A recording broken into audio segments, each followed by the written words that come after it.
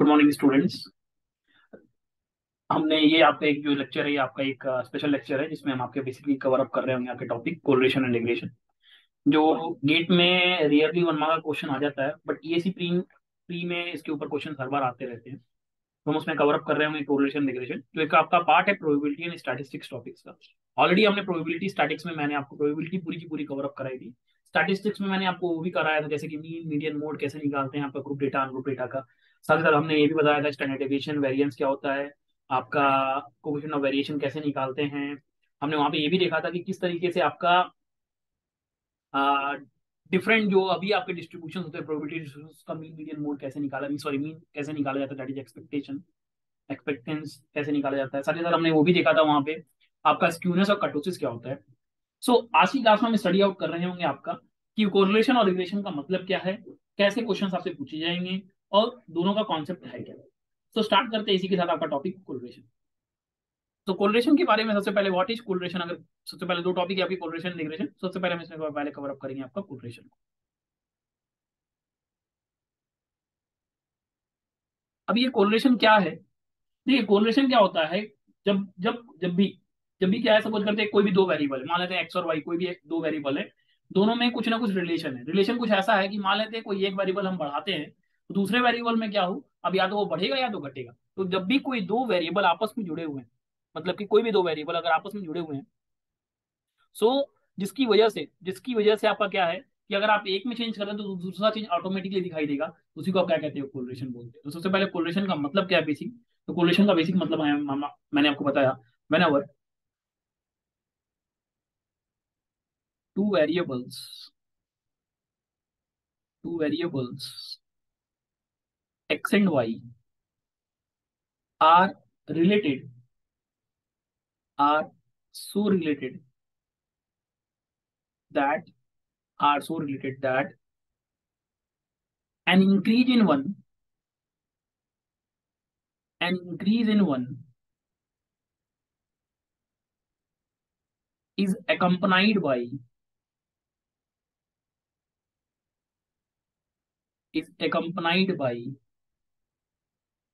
increase or decrease in another, increase or decrease in another,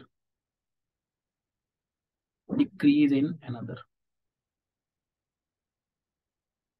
then अगर ऐसा है, then the two variables then the two variables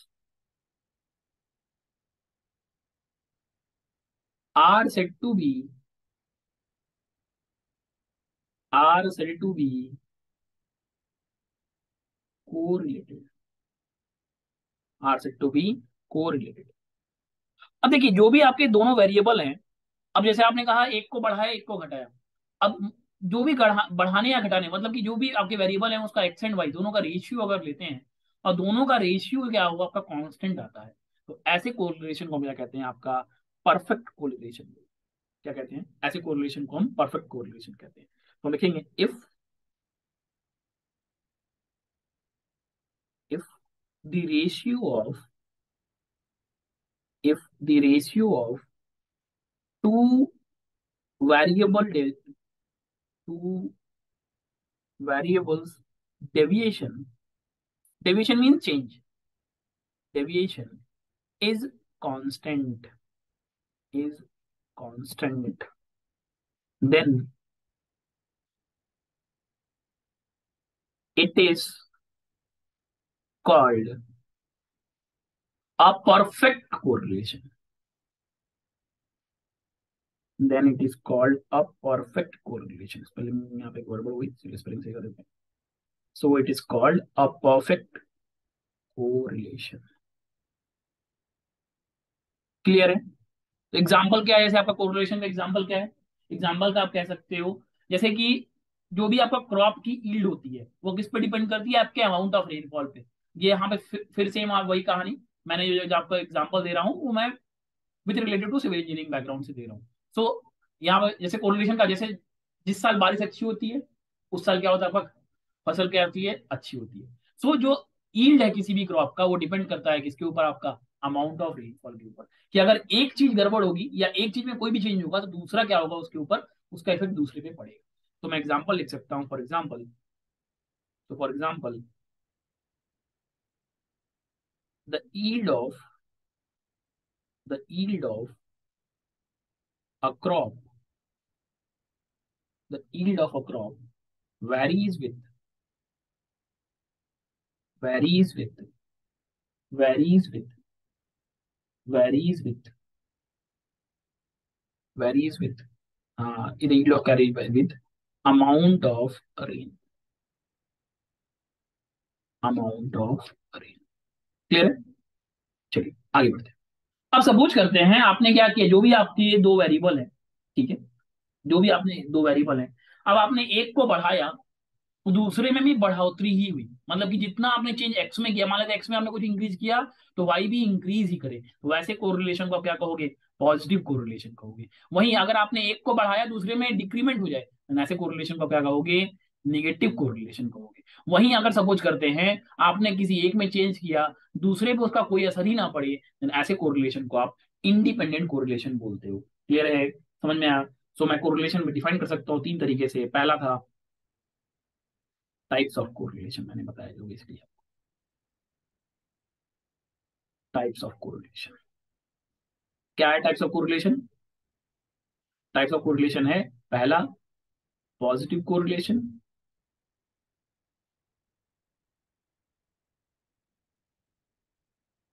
दूसरा negative correlation,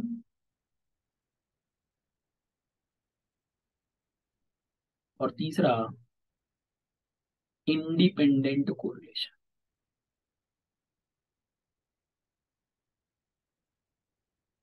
positive correlation क्या होता है? A correlation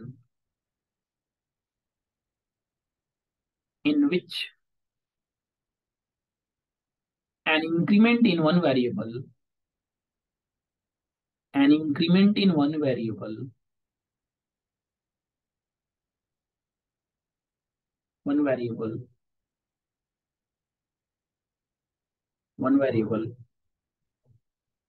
leads to increment in sorry increment in leads to increment in another variable।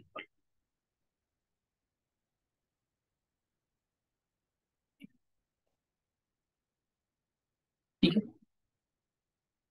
पहला हो गया आपका पॉजिटिव कोरिलेशन। दूसरा कोरिलेशन क्या है? A correlation in which an increment in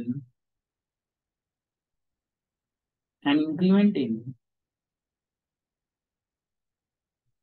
one variable corresponds to decrement in another। ऐसा very अब ऐसा कोरिलेशन क्या कहलाएगा आपका? नेगेटिव कोरिलेशन कहलाएगा। लास्ट वन है आपका कौन सा? Independent correlation. सो इंडिपेंडेंट कोरिलेशन क्या होता है? अगर दोनों में कोई रिलेशनशिप नहीं है, मतलब कि एक को बढ़ाओगे तो दूसरे पे कोई असर ना पड़े, दूसरे को बढ़ाओ या घटाओ तो दूसरे पे असर ना पड़े। So if there does not exist if there does not exist any relationship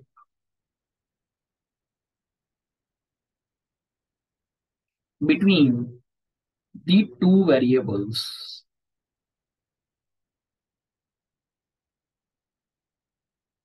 then it is independent variable, sorry independent, then they are they are it is ना कीजिएगा, then they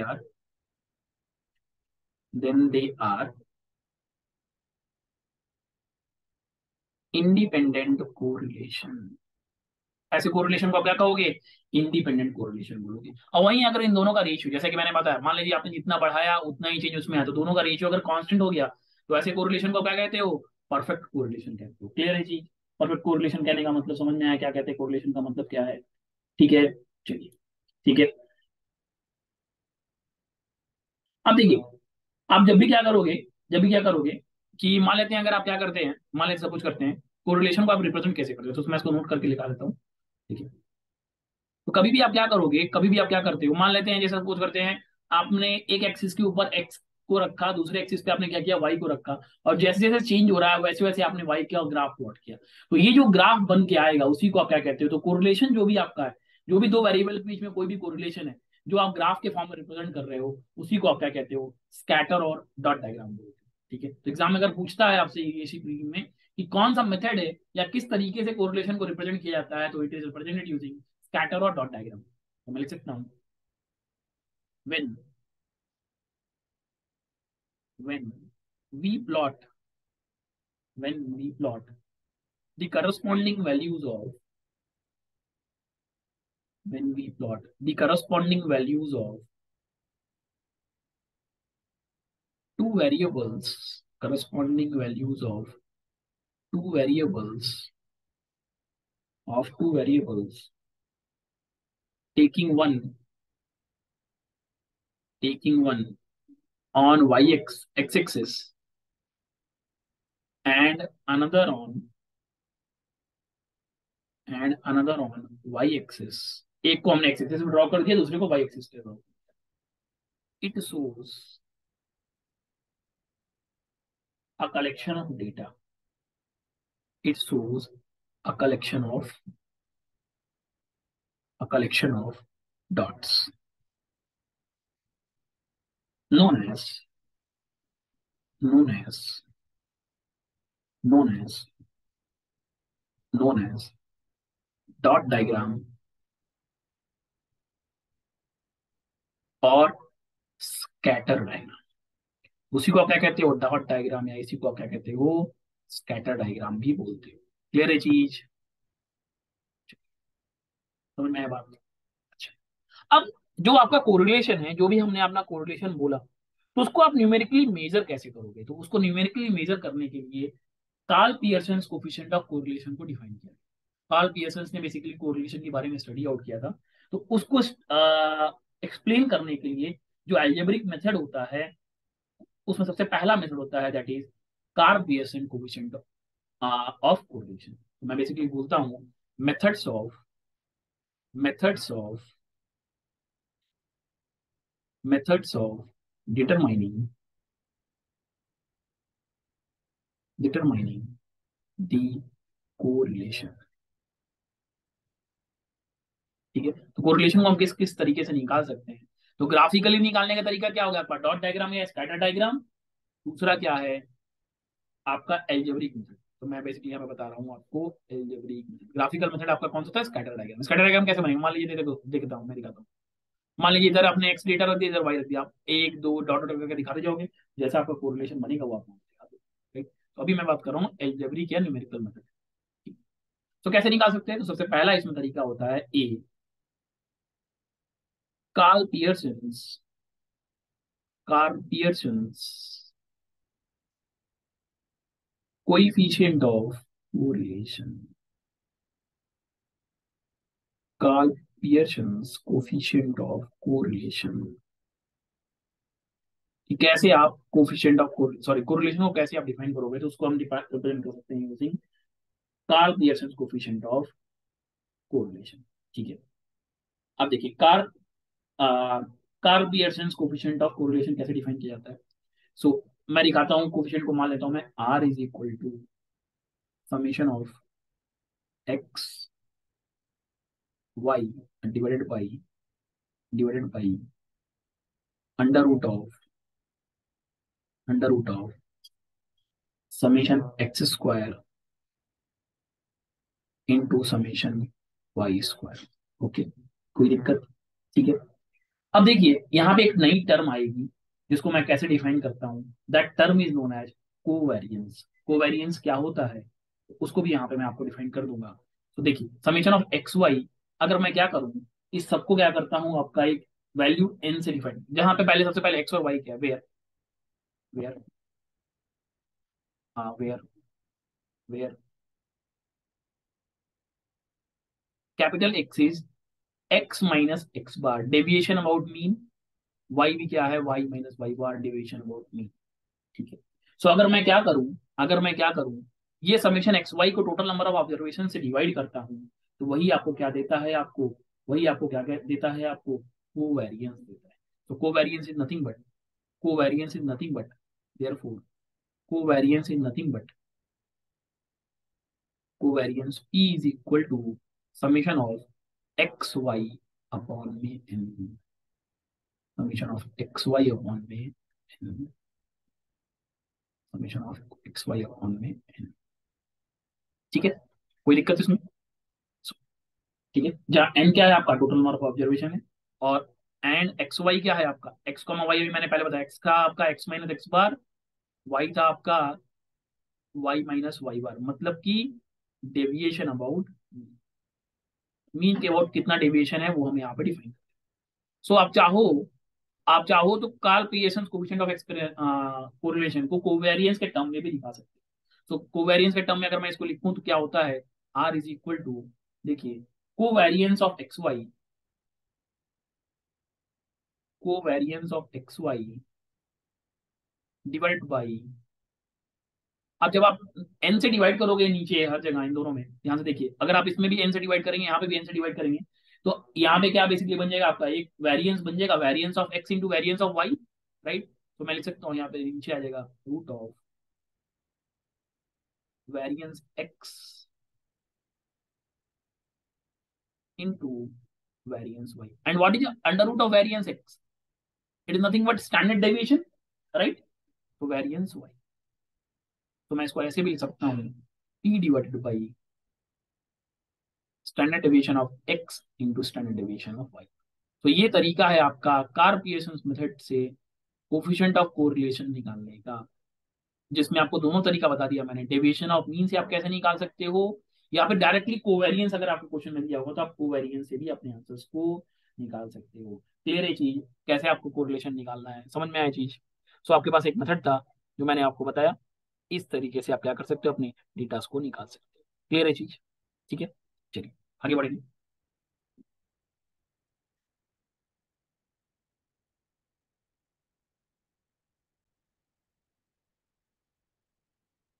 अब अगर सपोज करते हैं जैसे अब मीन निकालेंगे तो हमारे पास, ये तो मान लीजिए आपके पास कैसा मेथड हो गया, डायरेक्ट मेथड है, बट हमें ये भी पता है कि मीन निकालना कभी कभी क्या हो जाता है, बहुत एक tedious task.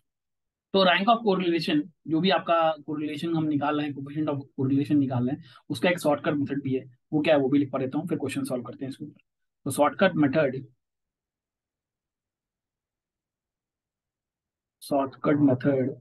For finding Pearson's method of, so Pearson's coefficient of correlation.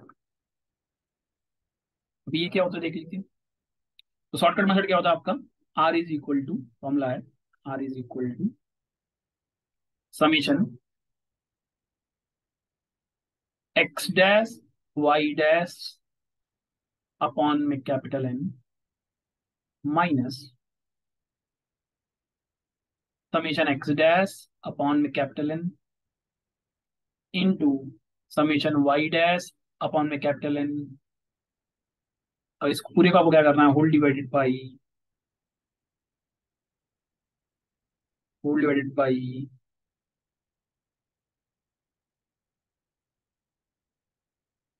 Under root of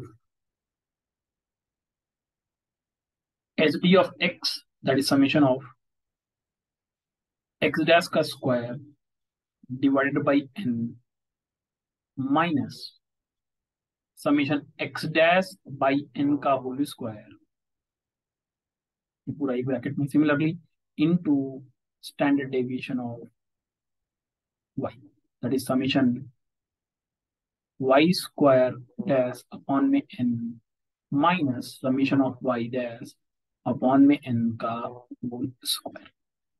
सो ये आपके पास क्या है, एक मेथड है आपको सॉल्यूशन को निकालने का, एक शॉर्टकट जहां पे वेयर वेयर वेयर आर तो आपको पता है कोफिशिएंट ऑफ कोरिलेशन है, एक्स डैश हो जाएगा क्या, deviation from assumed mean, deviation from, deviation from assumed, deviation from assumed mean. Similarly Y क्या हो जाएगा, वाई डैश क्या है, deviation from assumed mean for Y, from assumed mean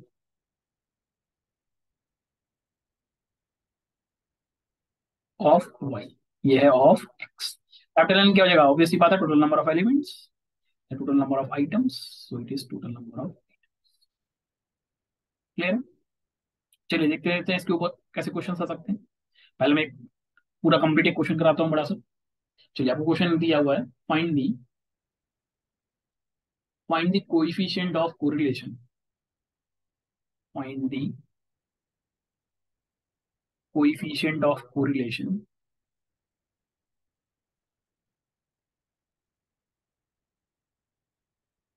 आपको डेटा दे रखा है, रोल नंबर दिया है, मार्क्स इन इकोनॉमिक्स दिया है, मार्क्स इन स्टैटिस्टिक्स दिया हुआ है। ठीक है, सो बेसिकली वो 10 स्टूडेंट्स का डेटा है। So marks in economics, marks in statistics दे रखा है। ये मार्क्स इन इकोनॉमिक्स में यहाँ लिख देता हूँ,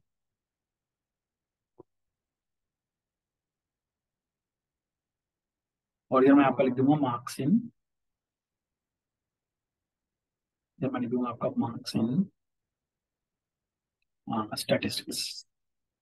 ठीक है, स्टैटिस्टिक्स, स्टैटिस्टिक्स। चलिए इस वाले के लिए मैं बैकग्राउंड आपका चेंज कर लेता हूँ। मैं इस तरह का एक बैकग्राउंड ले लेता हूँ जिससे आपको लाइन की भी दिखाई दे। ठीक है,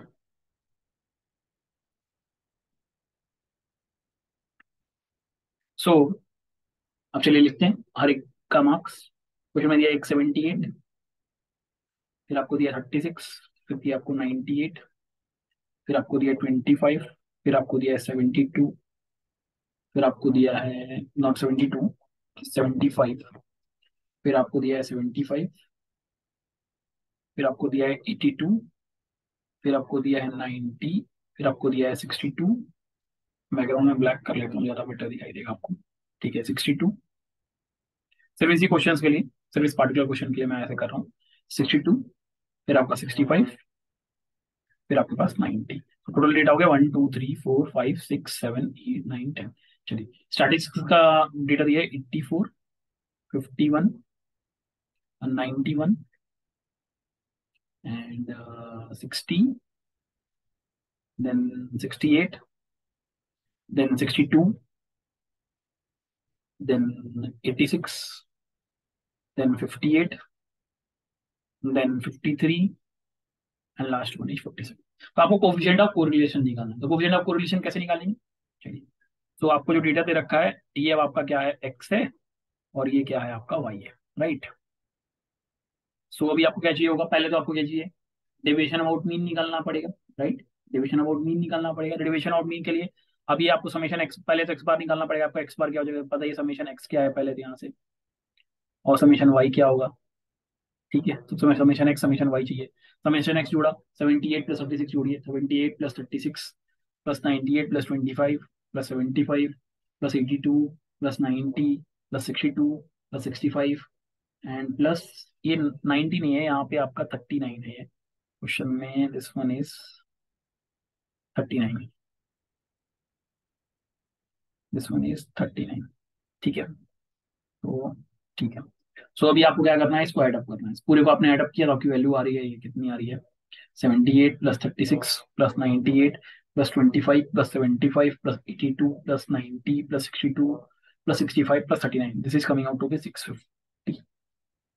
सिमिलरली इसको जोड़िए, 84 plus 51 plus 91 plus 60 plus 68 plus 62 plus 86 plus 58 plus 53 plus 47, ये आपका आ रहा है 660। तो बताइए मीन क्या हो जाएगा, अगर मैं मीन नेक्स्ट पेज पे लिखूं आपके लिए। तो यहाँ से एक्स बार क्या होगा, आपका एक्स बार हो जाएगा, क्योंकि 10 डेटा दिया हुआ है, 10 स्टूडेंट्स है तो 650/10, और वाई बार क्या हो जाएगा आपका 660/10, this is equal to 65 and this is equal to 66। आपका आर होता क्या है, आर था आपका summation x Y divided by summation x Y divided by, जो नॉर्मल आपको मिला था summation x Y divided by root of summation x square into summation Y square, यही था। यहाँ एक्स क्या होता था आपका, एक्स होता है एक्स माइनस एक्स बार। अब एक्स बार आपका 65 है तो ये हो गया एक्स माइनस 65। वही वाई, वाई क्या होता है आपका, वाई होता है आपका वाई माइनस वाई बार, तो गया वाई माइनस 66। चलिए आपको एक्स एक्स निकालना है, वाई निकालना है। चलिए पीछे चलते हैं। और अब हमारा डेटा में हमें क्या लिखना है। सो हमको एक चाहिए capital x. So capital x is equal to nothing but x minus आपका एक्स बार कितना था, एक्स बार आपका है 65, दिस इज एक्स माइनस 65। दूसरा आपको निकालना है वाई। सो वाई निकाल लेंगे, वाई क्या हो जाएगा आपका, y is nothing but y is equal to y minus, चलिए और छोटा छोटा कर लेंगे ताकि ये और भी डेटा जाएंगे ना इसमें। सो मैं इसको इरेज कर देता हूँ यहाँ से, ताकि आपको डेटा और क्लियरली आप लिख सको यहाँ पे। ठीक है। सो ये हो जाएगा आपका कैपिटल एक्स, ये हो जाएगा यहाँ पे आपका कैपिटल वाई। ये है क्या basically x minus 65, this is y minus 66। चलिए इसको सॉल्व कर लेते हैं। एक लाइन बना लेते हैं सबसे पहले। एक लाइन बना लिया हमने, एक लाइन इधर से गई, पहला कॉलम, ये अभी आपका दूसरा कॉलम, यहाँ आपका आ जाएगा तीसरा कॉलम, ये हो जाएगा आपका चौथा कॉलम। इसके बाद हमें चाहिए क्या, समीशन एक्स चाहिए, समीशन वाई चाहिए, summation x square, summation Y square. तो वो भी लिख दीजिए यहाँ पे। So what is that, this is x square यहाँ पे आ जाएगा, यहाँ आपका वाई स्क्वायर आ जाएगा, यहाँ आपका एक्स वाई का मल्टीप्लीकेशन आ जाएगा। तो इनके लिए भी अंडरलाइन हम एक लाइन बना ली, एक कॉलम एक यहाँ आ गया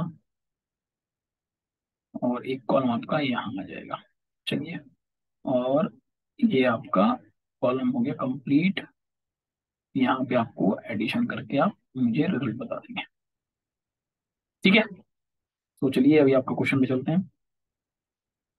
सो चलिए सबसे पहले एक्स निकालते हैं, एक्स माइनस 65 कर दीजिए। तो 78 minus 65 33, sorry 13, 36 minus 65 minus 29, 98 minus 65, 98 minus 65 use 33, 25 minus 65 minus 40, 75 minus 65 10, 82 minus 65 17,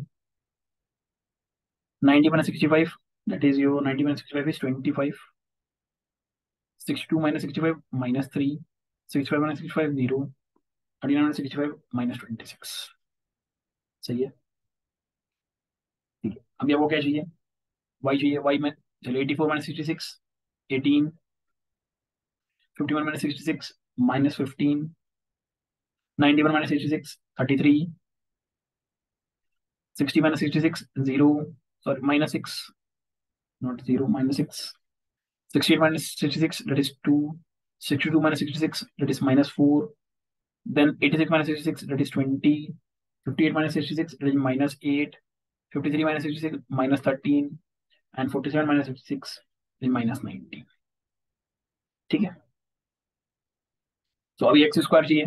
चलिए 13 का स्क्वायर 169 होता है, 29 का स्क्वायर क्या होता है आपका 841 होता है, 33 का स्क्वायर आपका होता है 1089, 40 का स्क्वायर 1600 हो जाता है, 10 का स्क्वायर 100, 17 का स्क्वायर 349, सॉरी 349 नहीं 289 है ना, हाँ 17 स्क्वायर 289,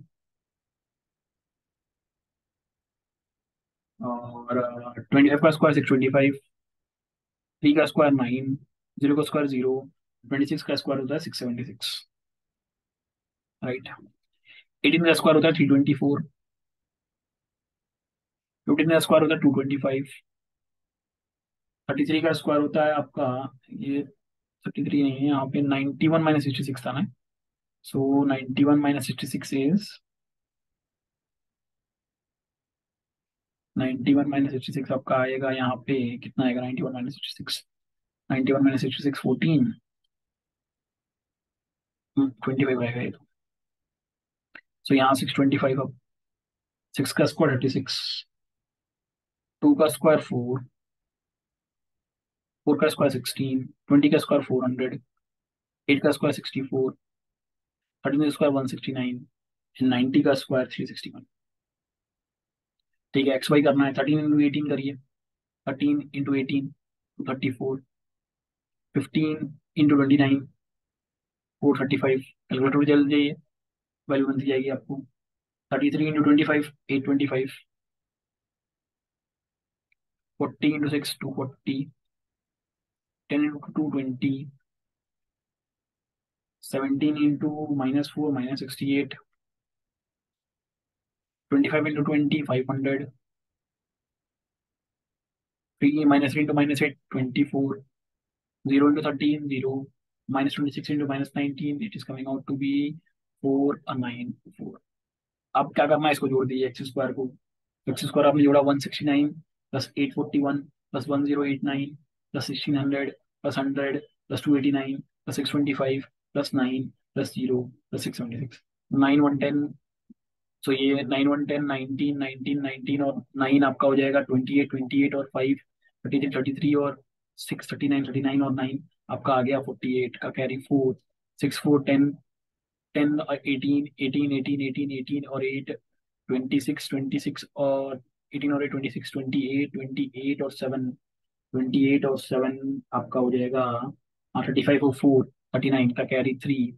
सो 8 1 9 9 6 15 15 1 16 16 2 18 18 6 24 24 और 6 30 30 और 3 कैरी 3 33 और 1 1 2 2 2 तो 5 3 9 8। सिमिलरली 5 4 9 5 5 10 10 10 4 14 14 और 6 20 20 और 4 24 24 और 6 30 30 और 4 34 34 और 6 34 और 1 35 35 और 9 35 और 9 आपका हो जाएगा 44 का कैरी 4 2 2 4 2 8 8 और 2 2 4 2 6 6 और 3 9 9 9 9 1 9 1 10 10 10 10 10 16 16 16 16 और 6 22 22 और 6 आपका हो जाएगा 28 28 और 4 32 कैरी 2 सॉरी कैरी 3 3 2 6 6 6 6 6 6 12 12 12 12 सॉरी 3 2 5 5 5 6 11 11 11 11 4 14 14 14 14 14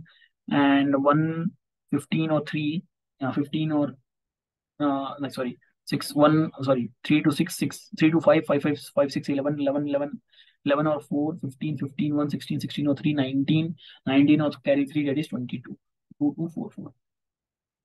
इसको जोड़ दीजिए 234 प्लस 435 प्लस 825 प्लस 240 प्लस 20। चलिए जोड़ देते हैं। सो ये आपकी वैल्यू जोड़ के आप कैलकुलेटर में डालिए। सो आपकी वैल्यू ये आ रही है 494। ये वैल्यू आ रही है आपकी 2704। सो चलिए आपको समेशन एक्स वाई मिल गया, समेशन एक्स स्क्वायर मिल गया, समेशन वो मिल गया। सो अभी आप क्या कर सकते हो, क्वेश्चन को सॉल्व कर सकते हो फटाक से। सो वापस मैं अपना ओरिजिनल कलर में आ जाता हूँ आपके क्वेश्चन के। सो एक्स बार मिल गया, एक्स वाई बार मिल गया आपको। पीछे वाले क्वेश्चन के लिए आपको सारी चीज वैल्यूज मिल गई हैं अभी यहाँ से। तो फॉर्मूला मैंने पहले लिखवाई दिया था आपको। चलिए सो मैं चलूँ अगर देयरफॉर यहाँ से मैं निकालूँ r is equal to summation x bar x y आ रहा है 2704। 2704 और डिवाइडेड बाई कितना हो गया, under root of x square. Under root of x square is what, x square is 5398। 5398 into under root of 2224 2224। तो इस तरीके से आप क्या कर सकते हो, समय आप कोफिशिएंट ऑफ कोरिलेशन निकाल सकते हो। ठीक है। So it is coming out to be, this is coming out to be input in calculator, this is coming out to be your 0.78। Clear है चीज, समझ में आया कैसे करना है क्वेश्चन को, क्लियर है। Okay, ठीक है। अच्छा, अगर क्वेश्चन में सेम जैसे ये तो क्वेश्चन कैसा था आपका, अनग्रुप डेटा था राइट। ये आपको डेटा कैसा दिया था, अनग्रुप डेटा था। अगर ग्रुप डेटा आ गया तब क्या करोगे, तब आप कोफिशिएंट ऑफ कोरिलेशन कैसे निकालोगे, उसके लिए भी लिख लो। फॉर ग्रुप डेटा नोट करा के लिखा देता हूँ मैं। For group data, for group data coefficient of correlation r is equal to क्या होता है, n into summation of f x dash y dash minus summation of f x dash into summation f y dash divided by whole divided by whole divided by variance of that is standard deviation of x, that is standard deviation क्या हो जाएगा, n into summation f dot x square minus summation f x dash का whole square, यहाँ भी x dash ही है। फिर similarly under root of n summation f into y dash का square minus summation f y dash का whole square. तो ये हो जाएगा आपका ग्रुप डेटा के केस में। इसका शॉर्टकट मैंने आपको पीछे भी बता दिया। तो जहाँ पे आपका एक्स डैश वाई डैश क्या होगा, एक्स डैश हो जाएगा आपका, एक्स डैश हो जाएगा आपका कितना, so x dash is nothing but x dash will be how you will calculate x dash is equal to nothing but x minus x bar, x minus x bar और x minus x bar divided by your total value जो भी आपको question में दे रखा होगा, या x minus x bar y dash आपका हो जाएगा वाई माइनस वाई बार, ठीक आपका डेविएशन अबाउट मीन। फ्रीक्वेंसी आपको पता ही, फ्रीक्वेंसी कैसे निकालते हैं, फ्रीक्वेंसी क्वेश्चन में गिवन होती है, आपको डायरेक्ट वैल्यू पुट करनी है, निकालना है। क्लियर है, समझ में आया क्वेश्चन को कैसे सॉल्व करना है, ठीक है, क्लियर है चीजें। चलिए आगे बढ़ते हैं, आगे बढ़ते हैं। तो अभी हमने क्या किया, अभी जो पढ़ा हमने, अभी पढ़ा हमने आपका इसके लिए Karl Pearson coefficient of correlation कैसे निकालते हैं। अगला आपका आता है टर्म, अगला आपके पास आता है रैंक कोरिलेशन। रैंक कोरिलेशन कैसे निकाला जाता है, देखिए रैंक कोरिलेशन निकालने के लिए हमारे पास जो मेथड है वो है स्पीयरमैन्स मेथड 2 है, स्पीयरमैन्स rank correlation method, स्पीयरमैन्स rank correlation method. आप स्पीयरमैन्स मेथड से भी रैंक निकाल सकते हो, कैसे निकालोगे देखिए। स्पीयरमैन्स रैंक के लिए फॉर्मूला क्या होता है, आर इज इक्वल टू मैं डायरेक्टली इक्वेशन नहीं लिखवा रहा हूँ, डेरिवेशंस नहीं करा रहा हूँ इनके, क्योंकि डेरिवेशंस आपके लिए जरूरी काम के नहीं है। तो आपकी इक्वेशन जो है रैंक कोरिलेशन की होती है one minus 6 sigma d square divided by n into n square minus one. अब ये सिग्मा डी, ये डी क्या आ गया, अभी नया टर्म क्या आ गया, डी है। चलिए देखते हैं डी क्या है। Where d is where d is difference of rank, difference of ranks difference of ranks between paired items in two variables, ठीक है, इन टू वेरिएबल्स। क्लियर है चीज। और एन क्या है, नंबर ऑफ इंडिविजुअल्स कितने तुम्हारे पास, क्लियर है। तो इस तरीके से आप क्या कर सकते हो, ये बेसिकली जो क्वेश्चन निकाली गई है कहाँ से, आपकी कार्ल पियर्सन कोफिशिएंट से निकाली गई। कैसे निकाली गई, चलिए एक बार उसको देख लेते हैं कैसे निकाली गई है। Karl Pearson coefficient of equation क्या कहती है, from Karl Pearson method of coefficient of correlation क्या है हमारे पास, रैंक का फॉर्मूला है, क्या है रैंक का formula, r is equal to summation of x Y divided by root of summation x into root of summation y, यही तो है, summation x square summation Y square, यही है। यही तो आपका रैंक का कोरिलेशन का मेथड है, राइट। तो देखिए कैसे करते हैं इसको, कैसे कहाँ से आया वो स्पीयरमैन का इक्वेशन। स्पीयरमैन की इक्वेशन जो आती है, मान लेते हैं सब कुछ करते हैं, लेट मान लेते हैं स्पीयरमैन के लिए हमारे पास सब कुछ करते हैं, मान लेते हैं हमारे पास क्या है, x1 y1 x2 y2 का be the rank of n individuals, मान लेते हैं x1 y1 x2 y2 dot dot xn yn क्या है आपके रैंक हैं किसके लिए, ऑफ एन इंडिविजुअल्स के, ऑफ एन इंडिविजुअल्स, ठीक है, ऑफ एन इंडिविजुअल्स, ठीक है, एन इंडिविजुअल्स के रैंक है जिनकी दो, अब मान लेते हैं x1 एक कैरेक्टरिस्टिक होगी, x2 y1 दूसरी कैरेक्टरिस्टिक होगी। कहने का मतलब, अब मान लेते हैं जैसे x1 क्या हो सकता है, मान लेते हैं जैसे सब कुछ करते हैं, हमने एक ग्रुप ऑफ फैमिली ली या ग्रुप ऑफ पर्सन लिया किसी सोसाइटी में, तो वहां पे दो रैंक किस बेसिस आप निकाल सकते हो, मान लेते हैं on the basis of their income, and दूसरी हो सकती है on the basis of their population. तो ये क्या हो गया आपका, ये दो तरह की क्या हो गई आपकी रैंक हो गई इंडिविजुअल्स की, एन नंबर ऑफ इंडिविजुअल्स हो सकते हैं, ठीक है। तो हम यहाँ पे ये क्या मान के चलते हैं, यहाँ पे एक एजम्पशन है, assuming assuming not two individuals, nor two individuals are equal in either classification, are equal in either classification। इसका मतलब क्या है कि ऐसा नहीं है, ये जम्पशन आपने किया हुआ है कि दोनों ही में जो दो, नॉट कोई भी दो इंडिविजुअल्स, ऐसा नहीं है कि अगर मान लेते हैं स्टैटिस्टिक्स में रैंक वन है तो, या पॉपुलेशन में रैंक वन है तो आपका इनकम में भी रैंक वन होगा, सबकी एक एक ही वैल्यू आएगी, ठीक है। किसी कोई अगर कोई पर्सन, जैसे मान लेता हूं मैं हूं, मैं पढ़ा रहा हूँ, ठीक है, तो मेरी इनकम में मान लेता हूं, मैं इनकम में अगर फर्स्ट हूँ, कोई जरूरी नहीं है कि डिपेंडिंग ऑन दूसरी जो कैरेक्टरिस्टिक्स होगी उसमें भी मैं वन होऊंगा ही। तो ये एजम्पशन है कि दोनों के दोनों सेम नहीं है, ठीक है। हमने माना each individual each individual takes the values. अब सबकी वैल्यू क्या होगी, अलग अलग होगी, 1 2 3 डॉट डॉट एन। तो पहले हमें क्या चाहिए, अर्थमेटिक मीन निकाल सकते हैं। Therefore mean is equal to what, summation of x divided by n. What is summation x, that is equal to n into n plus one by two into n. तो mean क्या आ गया आपका, mean आ जाएगा n plus one by two, यही तो आपका मीन होगा। सिमिलरली वाई के लिए अगर आप लिखने जाओ, ठीक है, सिमिलरली अगर आपको वाई के लिए लिखना होगा तो यहां से आप क्या कर सकते हो, देखो अब आप क्या करना होगा, अब आपको क्या करना होगा,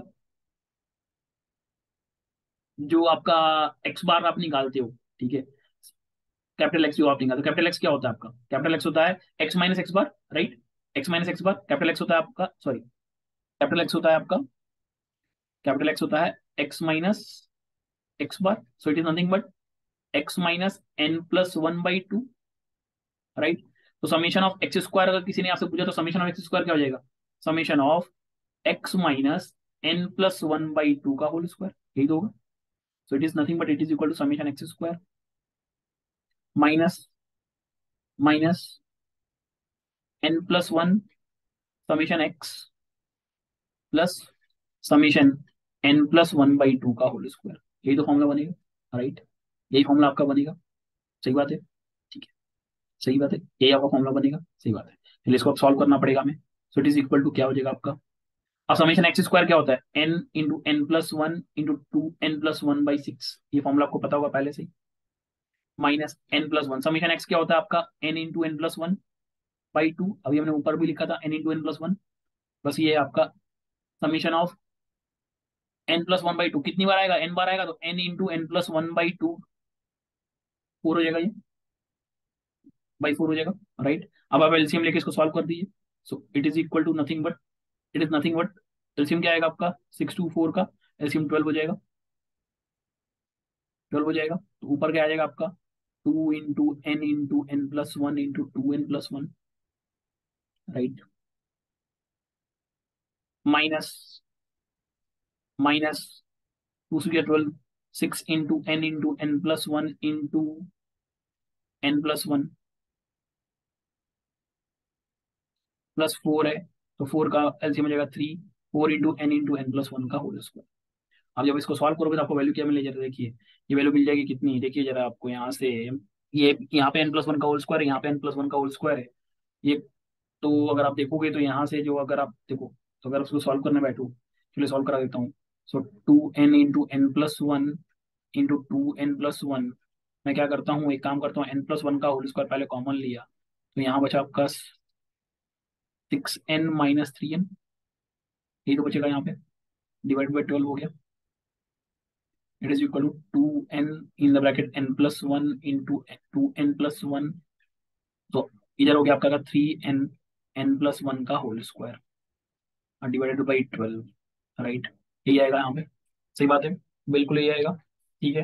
अब आप चाहो तो n प्लस वन वहां से कॉमन ले लो, और जब आप इसको सॉल्व आउट करोगे, चलिए इसको कॉमन लेके आगे करते हैं, और इट इज इक्वल टू आपने n into n plus one common ले लिया, देखिए अंदर क्या बचा आपका, 2 into 2n+1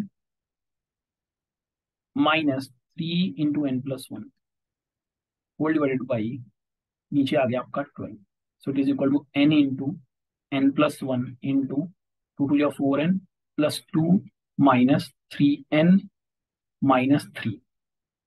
So it is coming out to be by 12. So it is equal to n into n plus 1 into, अब देखिए ये कितना हो जाएगा, 4n minus n 3n n minus 3 plus 2 minus 1 divided by 12.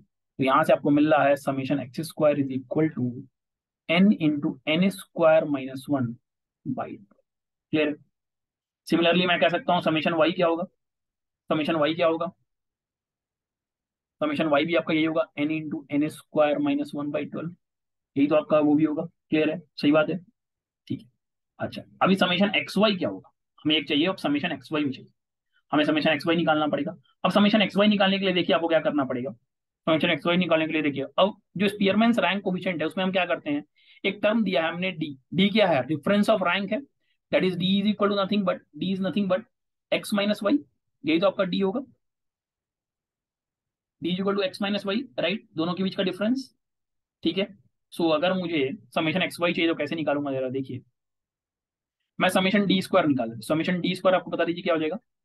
Summation d square is nothing but summation of x minus y का whole square. It is equal to summation x square plus summation Y square -2 summation x y. तो यहाँ summation x Y आपको मिल रहा है, right.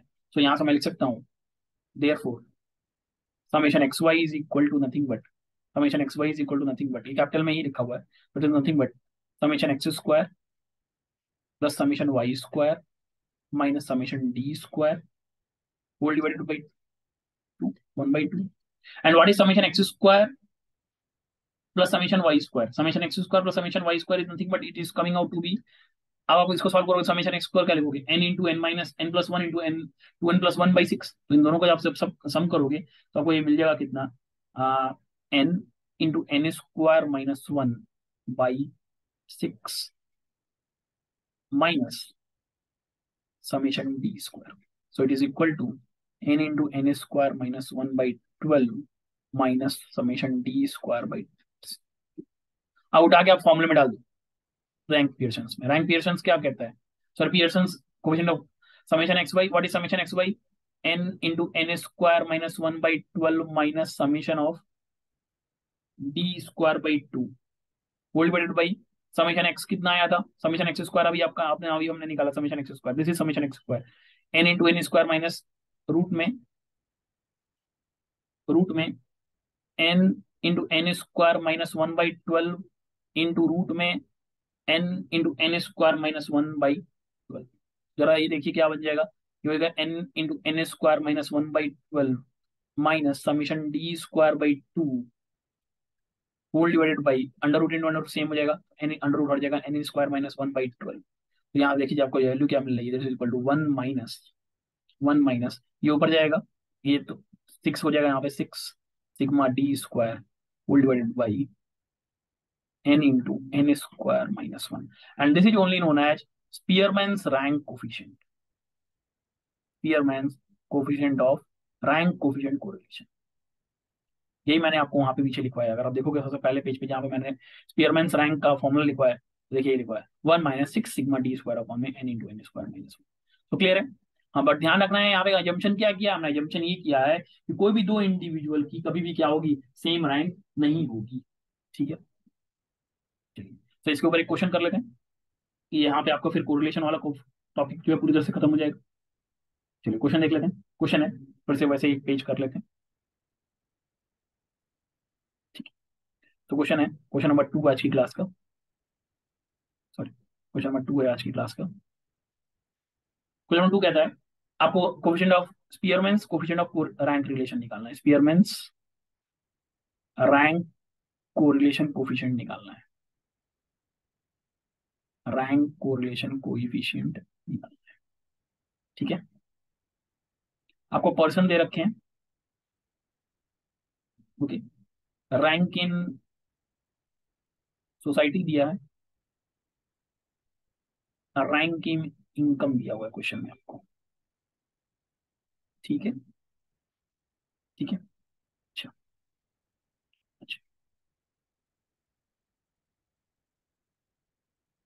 Rank person दिया ABCDE FGHIJ,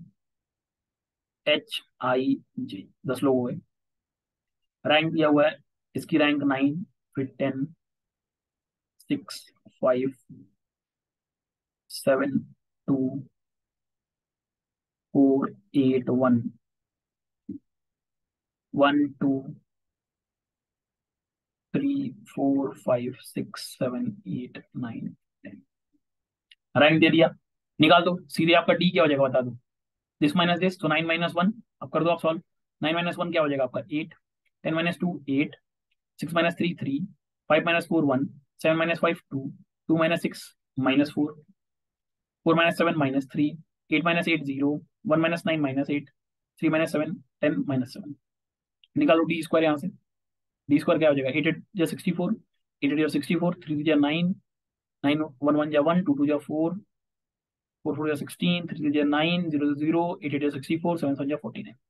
जोड़ दीजिए इसको। तो ऐड करने में क्या बन जाएगा आपका देखिए, 64 64, 4 4 8, 8 8 8 और 1 9 9 9 18 18 18 और 4 22 22 और 6, 22 और 6 आपका कितना हो जाएगा 28 28 और 9 आपका हो जाएगा 28 और 9 आपका हो जाएगा 37 37 और 4 41 41 और 9 50 का कैरी 5, 6 6 12 12 12 12 12 1 13 13 13 13 और 10 आपका हो जाएगा 10 13 और 10 आपका 20 से 23 और 5 28। तो समीशन डी इसका 280 आ रहा है। सो डायरेक्टली आंसर, मैं अपना पेज वापस सही कर लेता हूँ।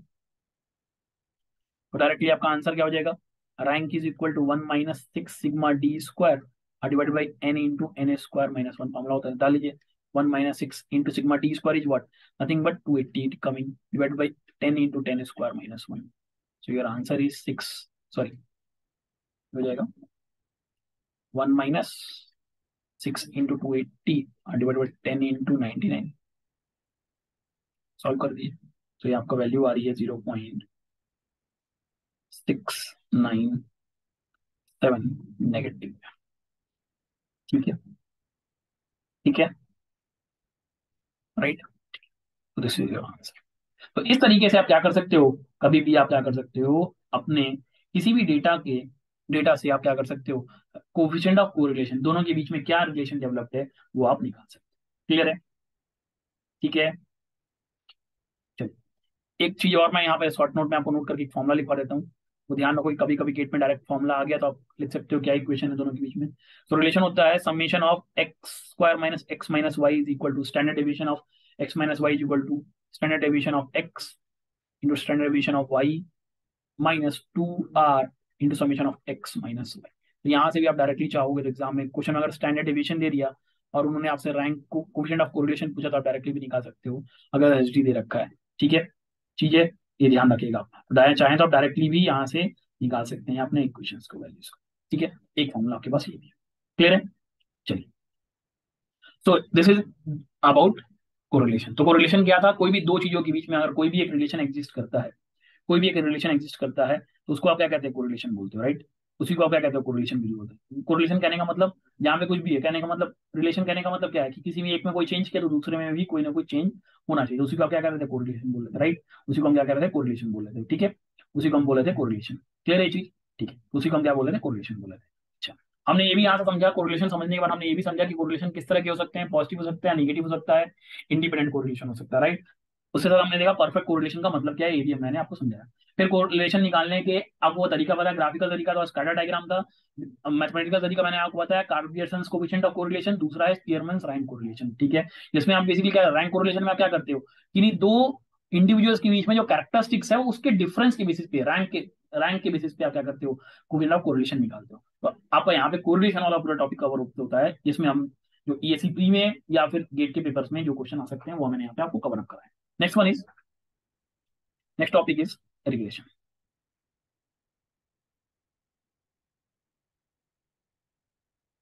Next topic is irrigation. अब समझ इरिगेशन का मतलब क्या होता है। सबसे पहले इरिगेशन का मतलब क्या होता है, ठीक है, ठीक है, ठीक है। देखिए तो क्या होता है, जो भी हमने स्कैटर डायग्राम बना रहे थे ना, जो भी आपका एक्स एंड वाई का जो भी हम ग्राफिकल रिलेशनशिप बना रहे थे, जो भी हम डॉट या स्कैटर डायग्राम बना रहे थे, ठीक है। वो भी स्कैटर डायग्राम क्या है, किसी ना किसी कर्व के अबाउट क्या होगा, कंसंट्रेटेड होगा। तो जो कर्व आप बनाओगे उसी को आप क्या कहते हो, रिग्रेशन बोलते हो। ठीक है, तो बेसिकली रिग्रेशन है क्या, रिग्रेशन एनालिसिस क्या है, वो हेल्प करता है जो कोई भी अननोन वैल्यू है किसी एक वेरिएबल की corresponding to the known value of another variable. तो मैं लिख सकता हूँ रिग्रेशन का मतलब क्या है। चलिए रिग्रेशन का मतलब मैं लिख देता हूँ, if this scatter diagram, if this scatter diagram, scatter मतलब वही डॉट डायग्राम जो मैंने आपको बताया था, जहाँ पे एक डेटा को आप एक्स पे, दूसरे डेटा को वाई पे, और फिर ग्राफ के फॉर्म में रिप्रेजेंट करते हो अपने डिफरेंट डिफरेंट डॉट्स के फॉर्म में, ठीक है। If the scatter diagram indicates indicates some relationship, some relationship between the two variables, between the two variables x and y, then the dots of, then the dots of this scatter diagram, then the dots of the scatter diagram will be concentrated by a curve, ठीक है, by a curve. This curve is called, this curve is called, this curve is called, this curve is called curve of regression, curve of regression. This implies, अब मैंने एक और चीज बोली क्या, regression analysis, regression method of analysis, the regression method of analysis is used, regression method of analysis is used for estimating, for estimating the unknown values of, the unknown values of one variable, the unknown values of one variable, the unknown variable values of one variable corresponding to the known value of, corresponding to the known value of, corresponding to the known value of, corresponding to the known value of another variable. Clear,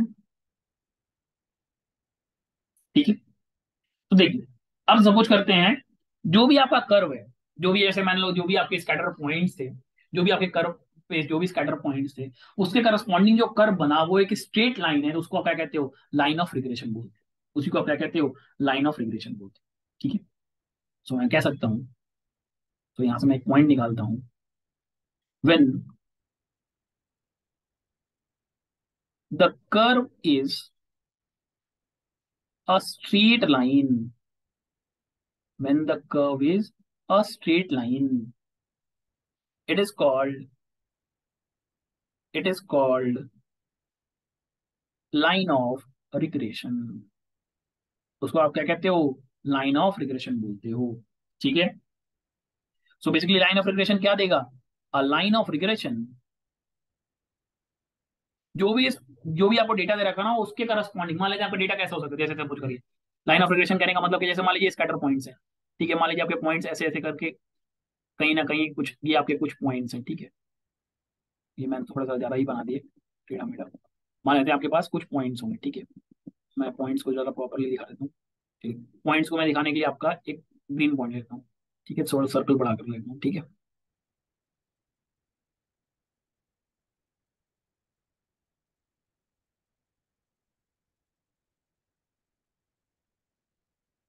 मान लेते हैं आपके जो points हैं वो ये रहे, एक पॉइंट, ये दो पॉइंट, कहीं पे भी हो सकते, तीन पॉइंट, चार पॉइंट, पांच पॉइंट, छह पॉइंट, सात पॉइंट, आठ पॉइंट, नौ पॉइंट, ठीक है। तो अब इन पॉइंट से होकर, इन पॉइंट से होकर जो भी चीज जाएगी, ठीक है, अब इन पॉइंट से होकर जो भी चीज जाएगी, अब मान लेते हैं इस पॉइंट से होकर एक ये लाइन जाएगी आपकी कहीं से, तो ये जो बेसिक बेस्ट फिट मिला, तो लाइन ऑफ रिग्रेशन आपको क्या देगा, उन पॉइंट्स का एक बेस्ट फिट दे देगा आपको, ठीक है, क्या देगा आपको, एक बेस्ट फिट दे देगा। So line of regression, a line of regression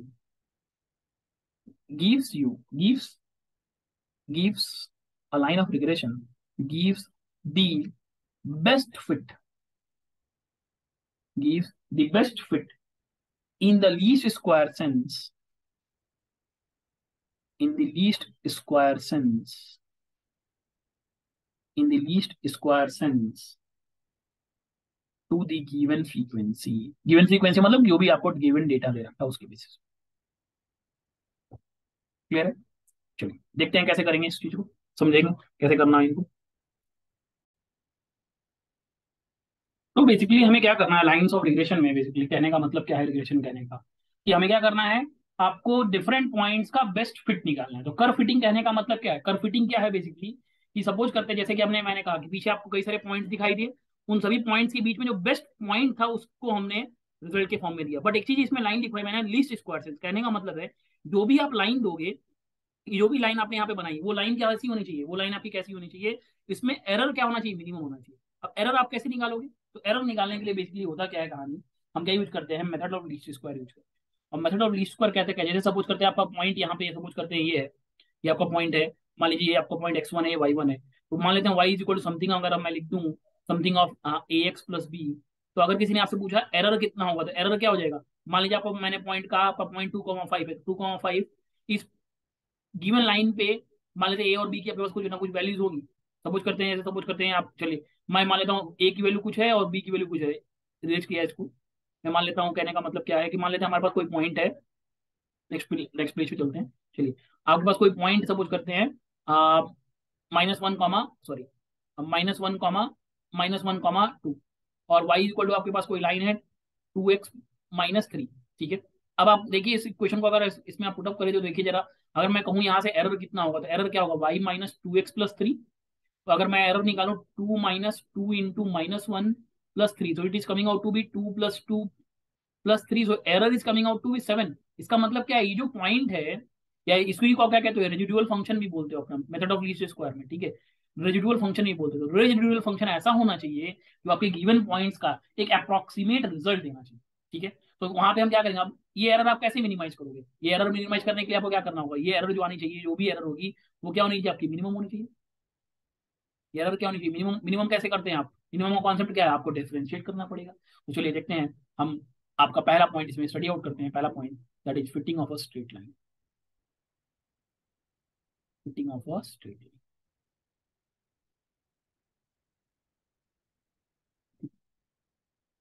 उसी से हमें लाइंस ऑफ रिग्रेशन का रिग्रेशन कोफिशिएंट्स भी आपको मिल जाएंगे, ठीक है। तो मान लेते हैं आपके पास ये कोई कर्व है, मान लेते हैं ये कोई आपके पास एक्स वाई प्लेन है, ठीक है, ये कोई आपके पास एक्स वाई प्लेन है, ये कोई आपके पास एक्स वाई प्लेन है, ठीक है। और ये मान लेते हैं हम आपका जो जो भी एक लाइन होगी जो इस डिफरेंट पॉइंट से पास आउट होगी। मान लेते हैं आपके पॉइंट्स कौन कौन से हैं, तो कुछ करते हैं आपके पॉइंट्स हैं, ये कुछ पॉइंट्स आपके पास कुछ करते हैं, तो मैं आपका रेड कलर ले लेता हूँ और लाइन को ब्लैक कर देता हूँ, ठीक है। तो ये मान लीजिए आपके पास कुछ पॉइंट्स हैं, ठीक है, अभी आपके पास ये कुछ पॉइंट्स हैं, ये पॉइंट यहाँ भी हो सकते हैं, यहाँ से हो सकते हैं, यहाँ से हो सकते हैं, यहाँ से हो सकते हैं, ठीक है, ठीक है, ये आपके पास क्या है, कुछ पॉइंट्स।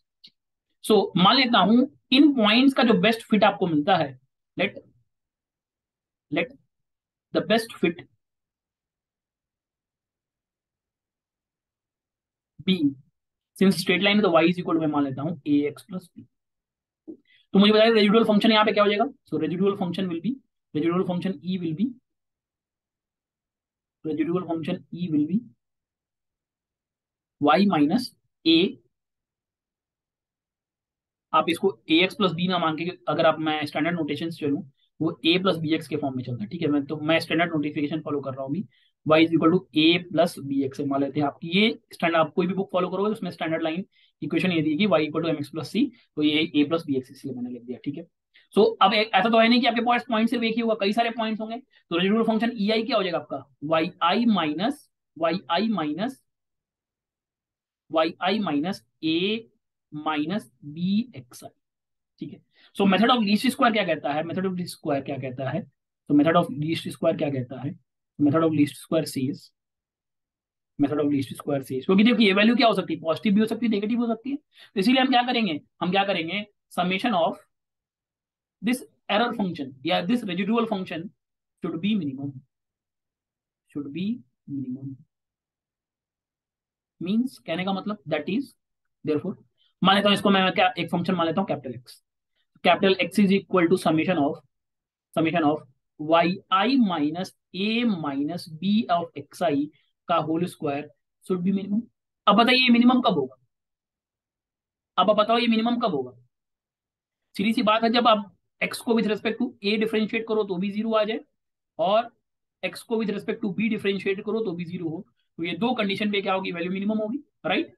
तो मैं क्या करता हूँ, एक बार डिफरेंशिएट करता हूँ with respect to x, with respect to a जब आप डिफरेंशिएट करोगे तो आपको देखिए वैल्यू क्या मिलेगी। विथ रेस्पेक्ट टू ए अगर मैं डिफरेंशिएट करूँ, इसको पार्शियल डिफरेंशिएशन करूँ विथ रेस्पेक्ट टू ए, तो आपको वैल्यू मिल रही है summation of y i minus a minus b x i into two. अच्छा, ए का डिफरेंशियल यहाँ पे क्या हो जाएगा, minus is equal to zero. So और अगर मैं इसको लिखूँ, समीशन ऑफ वाई आई क्या है किसमें, समीशन वाई होगा, राइट, समीशन वाई टू उधर चला जाएगा, ठीक है, समीशन वाई यही होगा आपका, राइट। अच्छा, अच्छा एक और डिफरेंशिएशन करना उसको भी चलो हाँ ठीक है, इसे कर लेते हैं। तो आपको मिला summation y into -1, so summation y is equal to, अब देखिए अगर आप समीशन ए करोगे, समीशन ए करने का मतलब एन टाइम्स ऑफ इंडिविजुअल्स हैं, एन ए हो जाएगा, प्लस बी समीशन एक्स आई क्या होगा, समीशन एक्स हो जाएगा। तो एक तो आपको वैल्यू मिली summation y is equal to n a plus b summation x, एक वैल्यू तो ये है। क्योंकि आपको बेसिकली क्या करना, बेस्ट फिट निकालने के लिए आपको ए और बी की वैल्यू निकालनी पड़ेगी, राइट। मैं ए और बी की वैल्यू निकाल लूँ, अब इसी इक्वेशन को आप with respect to b differentiate करिए। विद रिस्पेक्ट टू बी जब डिफरेंशिएट करेंगे तो होगा two summation y i minus a minus b x i into minus of x i आ जाएगा, बोलिए, इक्वल टू जीरो होगा, यही होगा। तो अगर आप अब इसको मल्टीप्लाई टू इधर चलेगा, माइनस भी खत्म हो जाएगा, तो आपको क्या मिलेगा देखिए जरा, summation x y it is equal to a summation x plus b summation x i square. तो देखिए आपको बेस्ट फिट जो भी आपको कोई नहीं दो पॉइंट से, अगर आपको कई सारे पॉइंट्स के बीच में से अगर आपको क्या निकालना है, अगर आपको अपना लाइन ऑफ रिग्रेशन निकालना है, तो लाइन ऑफ रिग्रेशन क्या होगा, जिसमें आपको ए और बी की फिट बेस्ट वैल्यू मिल जाए।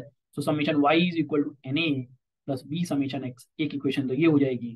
दूसरी लाइन आपकी क्या होगी, summation x y is equal to a summation x plus b summation x square. तो इस दो इक्वेशन की मदद से आपको क्या मिल जाएगा, ए और बी मिलेगा, और वो ए और बी क्या होगा आपका, इन गिवन पॉइंट्स का क्या होगा, बेस्ट फिट होगा along the straight line. Clear है, समझ में आया चीज, चलिए क्लियर है चीज, ठीक है। अब अगर सपोज करते हैं ठीक है, अब आपको अगर याद है, अभी आपको थोड़ी देर में पहले अभी मैंने आपको कराया है क्या, कि जिसमें मैंने आपको बताया क्या कि किस तरीके से हम क्या कर सकते हैं, आपका कोरिलेशन कोफिशिएंट निकाल सकते हैं। कोरिलेशन कोफिशिएंट निकालने के लिए हमने क्या यूज किया, कार्ल पियर्सन मेथड यूज किया, क्योंकि कार्ल पियर्सन मेथड से ही क्या आ रहा है, दोनों वैल्यू आ रही है, राइट। तो हम कार्ल पियर्सन मेथड वापस अगर यूज करें, तो कार्ल पियर्सन मेथड क्या कहते हैं, कार्ल पियर्सन मेथड में आर इज इक्वल टू क्या आ रहा था आपका, summation of x Y divided by root of summation x square into summation of y square, right. यही तो आ रहा था आपके पास, यही आ रहा था, बिल्कुल यही आ रहा था हमारे पास, ठीक है। सो ये अब इसी इक्वेशन से हम क्या निकालेंगे, अपना कोफिशिएंट ऑफ रिग्रेशन भी निकाल के लाएंगे। देखिए कैसे निकालेंगे, अगर किसी ने जैसे आपसे कहा, कहने का मतलब क्या है, किसी ने आपसे कहा regression of y on x, किसी ने आपसे पूछा, या दूसरा regression of x on y पूछा। तो अगर ये दो चीज हमें निकालनी है किसी भी गिवन क्वेश्चन में, तो आप कैसे ये चीज को निकालोगे, ये हम यहाँ पे निकालना चाहते हैं कि summation of x summation of y क्या होगा।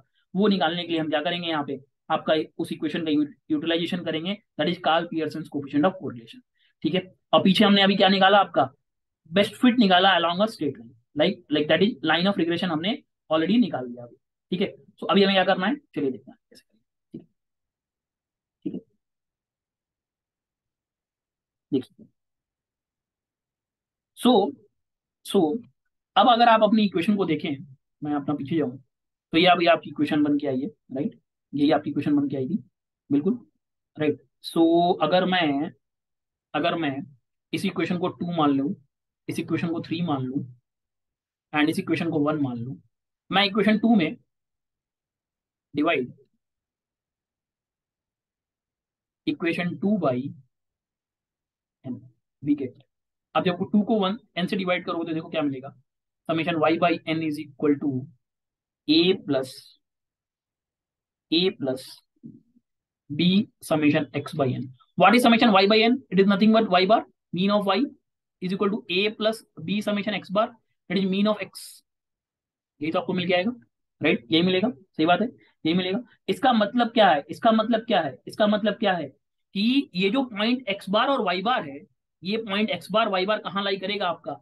इस लाइन, इस लाइन ए और sorry y equal to a plus b x वाली लाइन पे लाई करेगा. तो मैं लिख सकता हूँ this implies the point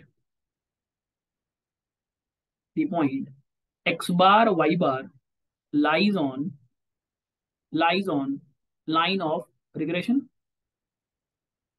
lies on line of regression. therefore therefore therefore therefore ये जो आपका इक्वेशन 3 है, therefore इक्वेशन 3 becomes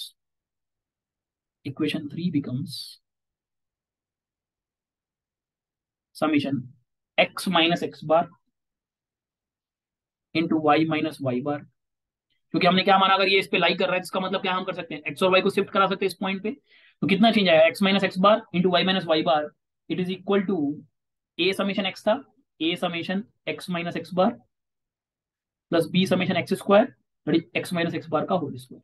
यही होगा, यही आएगा क्या आपके पास, राइट? अच्छा, हमें ये भी पता है, इसकी वैल्यू तो जीरो होगी. क्यों?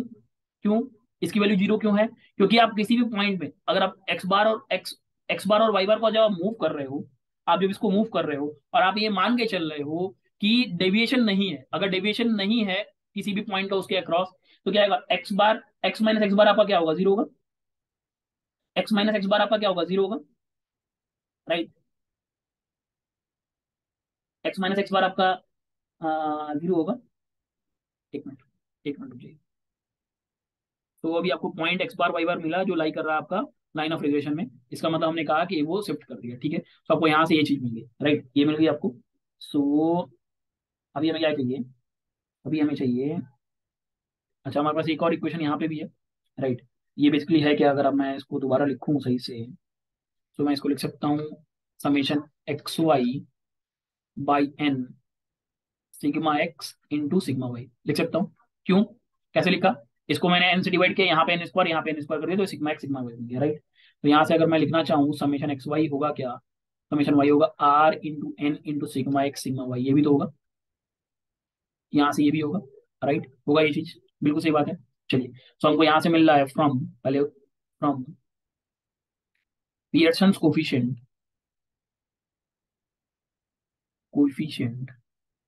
ऑफ कोरिलेशन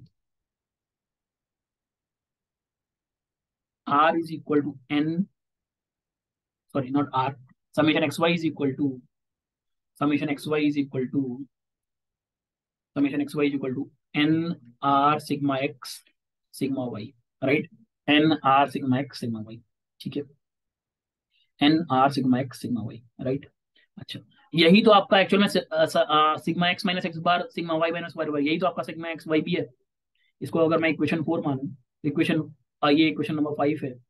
अच्छा, this is nothing but, this is only summation x summation y, because x is what, nothing but x minus x bar, y is what, y minus Y bar, जो मैंने starting में करवाया. तो वहां से equation 4 से आपको ये भी मिल रहा है summation x y is equal to a summation x minus x bar plus b summation x minus x bar का होल स्क्वायर, राइट? ये भी आपको मिल रहा है, सही बात है, ये मिल रहा है. अच्छा, ये तो आपको वहां से मिल ही रहा है, सही है, ठीक है. ये हमें तो वहां से ऑलरेडी मिल रहा है, सही है, ठीक है.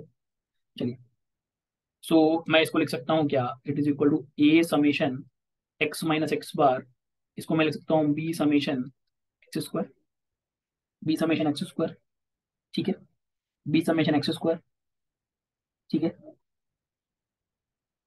बी समेशन एक्स स्क्वायर, सही है, सही है, ठीक है, ठीक है. So so what is b, what is b? B is nothing but यहाँ पे स्लोप है ए प्लस बी एक्स, अगर हम लिखते हैं, देखिए यहाँ पीछे है,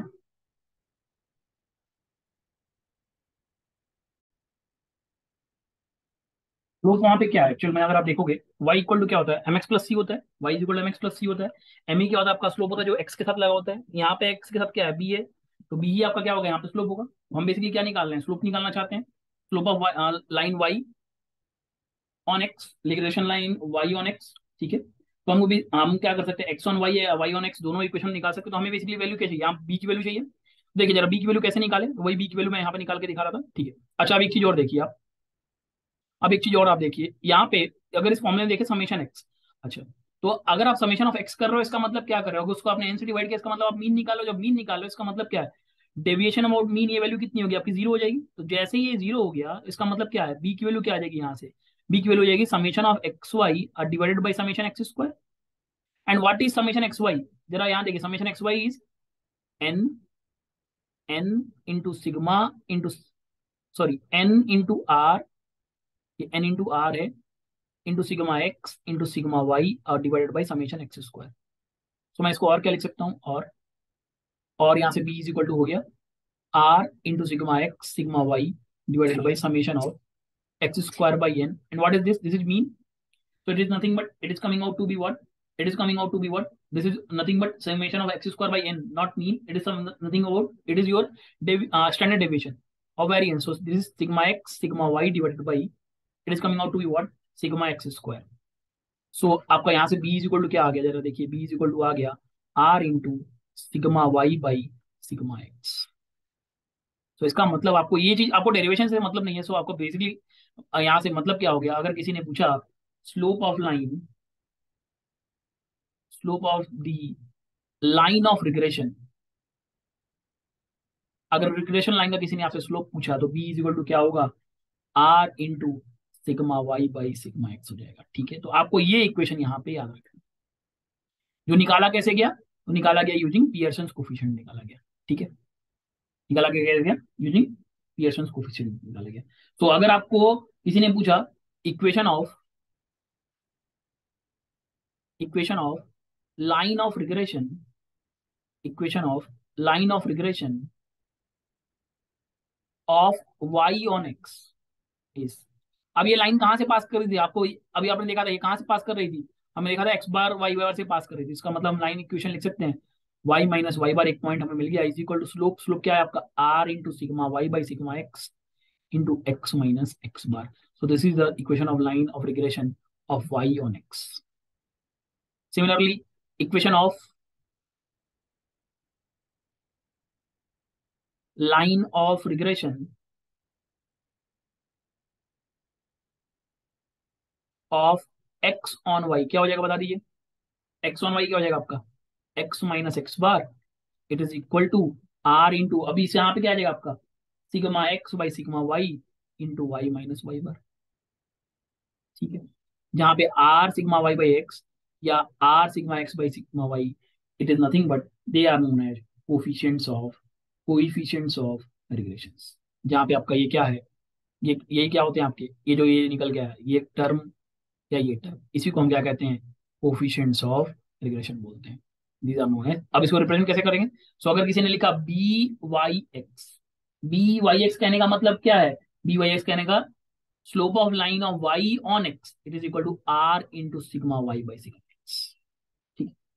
किसी ने आपसे पूछा बी ऑफ एक्स वाई क्या होगा, तो b of x y slope of line of x on y, it is equal to r into sigma x by sigma, ठीक है। क्लियर है जी। And these two are only known as, these two are known as coefficients of regression। तो कोई भी दो regression line है, अगर सपोज करते हैं कोई भी दो रिग्रेशन लाइन है, उसके बीच में किसी ने आपसे कहा आप एक्यूट एंगल थीटा बता दो, acute angle theta between two lines of regression,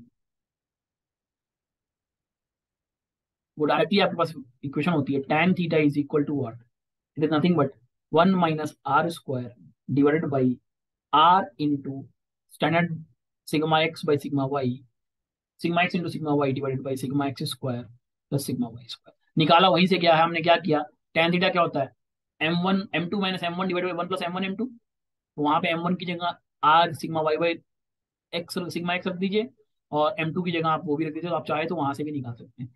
तो अगर आपको ये इक्वेशन नहीं भी याद आ रहा है तो आप directly tan theta is equal to m2 minus m1 divided by one plus M1 M2 से भी निकाल सकते हो, जहाँ M1 और M2 क्या हो जाएगा, एक ये मान लीजिए आपका M2 हो जाएगा, और ये क्या हो जाएगा आपका, दिस इज योर M1 हो जाएगा, और दिस इज ये आपका क्या हो जाएगा, ये आपका M2 हो जाएगा। ठीक है, तो आप इस तरह से भी डायरेक्टली याद रख सकते हैं। क्लियर है चीज, समझ में आया? ठीक है। सो अभी हमने क्या किया था, जो आपको पॉइंट्स दिए हुए थे उसको किस पे फिट किया था हमने, हमने फिट किया था एक स्ट्रेट लाइन पे। अब ऐसा तो है नहीं कि आप यहाँ से सिर्फ स्ट्रेट लाइन निकाल सकते हो, आप और क्या कर सकते हो, स्ट्रेट लाइन के अलावा आप एक और क्या कर सकते हो, आप पैराबोला भी तो फिट कर सकते हो इसके ऊपर। देखिए अगर इसी तरह एग्जाम में कहा कि नहीं आप इस पे क्या करो, एक पैराबोला फिट करके दिखा दो, तो पैराबोला कैसे फिट करोगे, चलो देख लेते हैं। पैराबोला कैसे फिट करेंगे, so fitting of parabola, so fitting of parabola, fitting of a parabola. अब पैराबोला की जनरल इक्वेशन क्या होती है, जनरल इक्वेशन होती है y is equal to a plus b x plus c x square. तो बताओ रेजिडुअल फंक्शन क्या हो जाएगा यहाँ से, अब पीछे के बेसिस पर पता था, तो रेजिडुअल फंक्शन क्या होगा, रेजिडुअल फंक्शन ई आई क्या हो जाएगा आपका, ई आई हो जाएगा y i minus a b x i minus c x i square. So अब आपको क्या चाहिए, मिनिमम होना चाहिए, तो मिनिमम कराने के लिए आपको क्या करना पड़ेगा, according to least square method, least square method,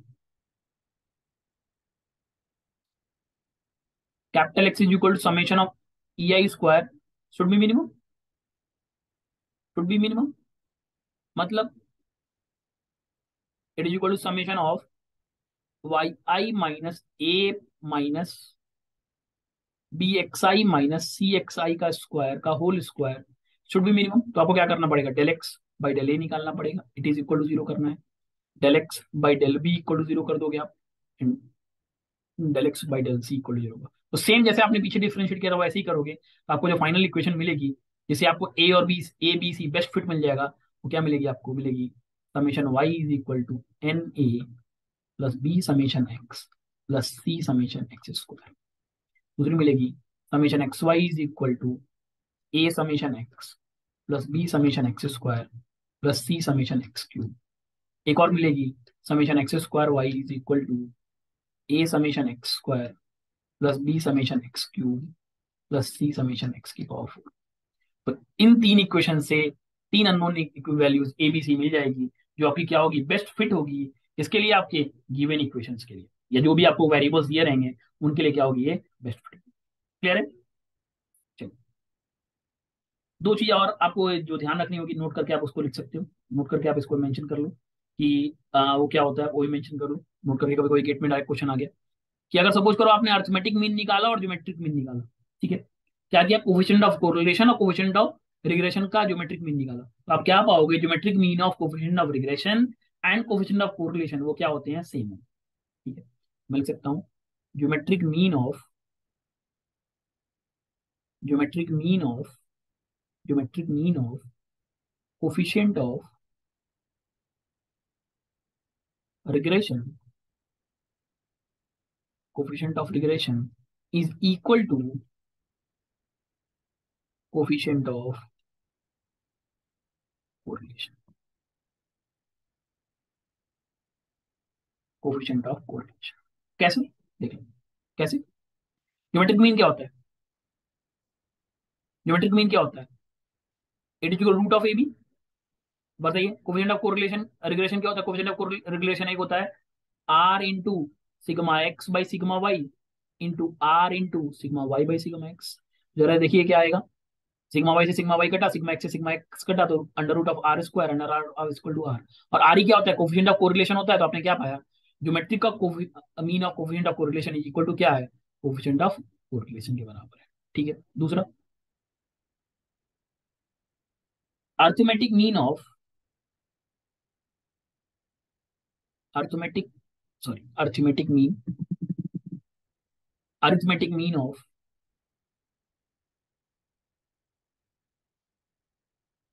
coefficient of correlation, sorry regression, coefficient of regression is larger than, is larger than coefficient of correlation। कैसे, वो भी देख सकते हो। अर्थमेटिक मीन क्या होता है बता दो, what is arithmetic mean? Arithmetic mean is nothing but a plus b by two, a plus b by two. चलिए ए क्या हो जाएगा आपका, r sigma x by sigma y ले लिया हमने, plus r divided by sigma y by sigma x ले लिया, whole into one by two किया। अब इसको अगर आप और सॉल्व करना चाहो तो कैसे सॉल्व करोगे, चलिए देखिए। और और और आप इसको क्या लिख सकते हो, आपको क्या दिखाना है, ये वैल्यू किससे बड़ी होगी, हमेशा आर से बड़ी होगी, ये तो आपको दिखाना चाहते हो। तो और मैं कह सकता हूँ दोनों साइड से अगर आप आर को निकाले हटा दो तो क्या बचेगा, और one by two sigma x by sigma y plus sigma y by sigma x की वैल्यू हमेशा क्या होगी, ग्रेटर देन वन होगी। ये तो हमें दिखाना है यहाँ पे, राइट, ये दिखाना हमें, राइट। तो अगर आप इसको सॉल्व करना चाहोगे, अगर आप इसको सॉल्व करने बैठोगे, कैसे सॉल्व करेंगे आप इसको, चलिए इसको सॉल्व कैसे करें। सो अगर आप इसको सॉल्व करने जाओ तो हम क्या कर सकते हैं, सॉल्व कैसे करें, ठीक है। सो ये वन बाई टू दोनों साइड से अगर मैं टू से दोनों साइड में मल्टीप्लाई कर दूं, और आपको क्या जाएगा, sigma x by sigma y plus sigma y by sigma x should be greater than two, और sigma x by sigma y minus sigma y by sigma x minus two is greater than zero. और अगर आप LCM ले लो, sigma x square minus sigma y square, right, sorry minus नहीं है, plus plus minus two sigma x minus two sigma x sigma y whole divided by sigma x sigma y is greater than zero, right. और one by sigma x sigma y in the bracket sigma x minus sigma y का whole square. और ये क्या है, ये property होती है किसकी, स्टैंडर्ड डेविएशन की। This is true. अगर ये ट्रू है, इसका कहने का मतलब ये कब आया, ये आया कब, जब हमने ये माना कि कोफिशिएंट ऑफ रिग्रेशन हमेशा बड़ा होगा किसके, कोफिशिएंट ऑफ कोरिलेशन से। तो ये आपका इसका प्रूफ है, ठीक है। तो आपको ये दो चीजें ध्यान रखनी है कि कोफिशिएंट ऑफ कोरिलेशन, रिग्रेशन जो होता है कोफिशिएंट का geometric mean coefficient of correlation के बराबर होता है, जबकि अरिथमेटिक मीन बड़ा होता है कोरिलेशन से। क्लियर है चीज, समझ में आया। चलिए एक क्वेश्चन देख लेते हैं इसी के ऊपर, एक दो क्वेश्चन देख लेते हैं इसी के ऊपर फटाफट। अब जैसे सपोज करते हैं आपसे क्वेश्चन आ गया गेट में, गेट में आपके पास क्वेश्चन आ गया कि आपको एक डेटा दे देगा, ठीक है। मैं डेटा बनाने के लिए वापस वही सीट ले लेता हूँ। आपको एक डेटा दे देगा, डेटा दे देगा, क्या देगा, क्वेश्चन है, ठीक है। वो क्या देगा, find the regression line,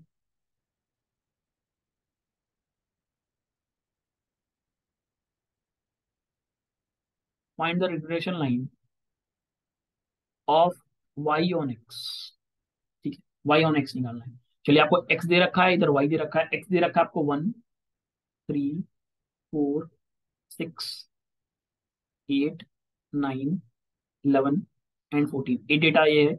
Y आपको दे रखा है one, two, four, four, four, four, five, seven, eight and nine. अब आपको चाहिए क्या बेसिकली, आपको चाहिए क्या बेसिकली, आपको ए और बी निकालना पड़ेगा, राइट। अगर आपको क्या कहते हैं, इक्वेशन निकालनी है रिक्वायर्ड लाइन की, तो एक regression line of y on x निकालना है, मतलब क्या करना है, y is equal to a plus b x करना है, right. A plus b x में आपको ए चाहिए और बी चाहिए, तभी तो आप रिग्रेशन लाइन निकाल पाओगे इसकी, राइट। रिग्रेशन लाइन आप कैसे निकालोगे, ए प्लस बी एक्स तभी तो निकाल पाओगे आप इसकी। तो आप ए प्लस बी एक्स कैसे निकालते हो, आपको इसके लिए चाहिए होता है summation y is equal to n a plus b summation x, और फिर होता है summation x y is equal to a summation x plus b summation x square. चलिए निकाल दीजिए समेशन। अब आपको ये समेशन एक्स चाहिए, summation y, summation x square चाहिए, वाई और एक्स वाई चाहिए, राइट। वाई स्क्वायर तो नहीं चाहिए, राइट, ये दो चीज चाहिए। चलिए कर दीजिए। तो एक्स स्क्वायर हो जाएगा वन, थ्री जा nine, four 16, six 36, eight 64, nine 81, eleven 11 जा 121, फोर्टीन 14 जा 14 जा आपका 196। Similarly one into one one, ये आपका x summation x x y हम निकालना चाह रहे हैं यहाँ पे।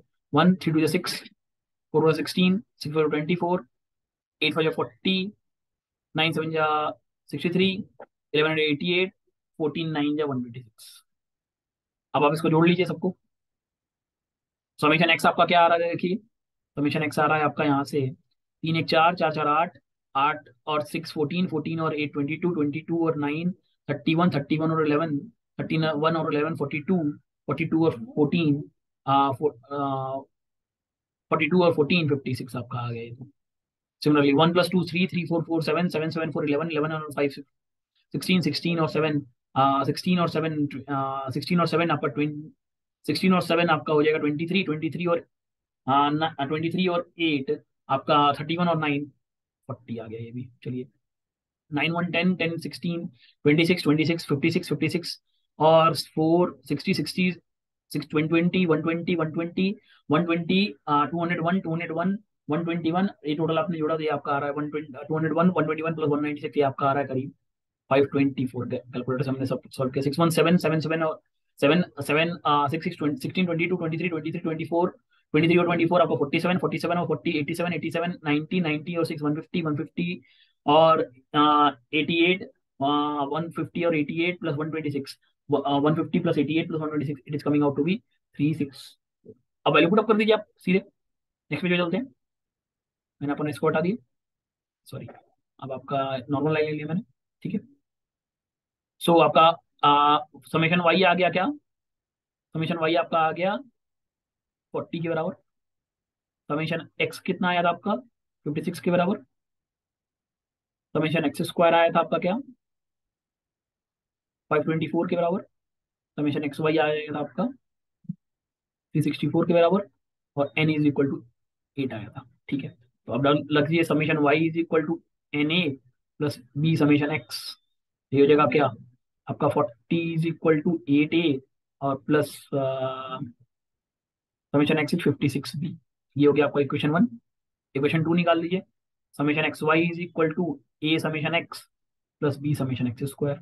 Summation x y is what 364, it is equal to 56 a और प्लस 524 बी। सॉल्व कर दीजिए दोनों को आप सॉल्व करोगे तो आपको ए क्या मिल रहा है सॉल्व करने का, कैलकुलेटर में डालो। ए आ रहा है आपका 6/11 और बी आ रहा है आपका, मैंने पुटअप किया तो बी आ रहा है आपका 7/11, ठीक है। तो आपकी रिक्वायर्ड लाइन क्या हो जाएगी, रिक्वायर्ड लाइन क्या हो जाएगी आपकी, रिक्वायर्ड लाइन हो जाएगी y is equal to 6/11 plus 7/11 into x. अब गेट में आपसे क्या कहेगा, वो कह रहेगा what is the value of y when x is equal to something. इस तरह से आपको गेट में क्वेश्चन पूछेगा। क्लियर है, समझ में आया कैसे करना है क्वेश्चन को सॉल्व, क्लियर है चीजें। चलिए, सो आज की क्लास में हमने कोफिशिएंट ऑफ कोरिलेशन रिग्रेशन को स्टडी आउट किया। कोरिलेशन क्या होता है, रिग्रेशन क्या होता है ये भी समझा। साथ ही साथ क्वेश्चंस कैसे आएंगे गेट में वो भी हमने देखा, और क्या क्या जरूरी है रिग्रेशन में इस चीज को भी हमने स्टडी आउट किया।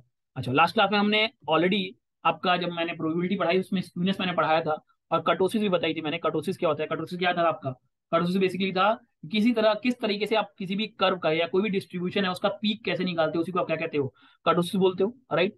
तो उसमें कर्टोसिस हम निकाल कैसे रहे थे देखिए। तो कर्टोसिस एक बार मैं रिवाइज कर देता हूँ दोबारा। कर्टोसिस क्या था, इसलिए मैं कर्टोसिस यहाँ बता देता हूँ ताकि वहां पे जो डाउट आपको पहले रहा होगा वो यहाँ पे क्लियर हो जाएगा कर्टोसिस के बारे में, ठीक है। कर्टोसिस और आपका क्या कहते हैं,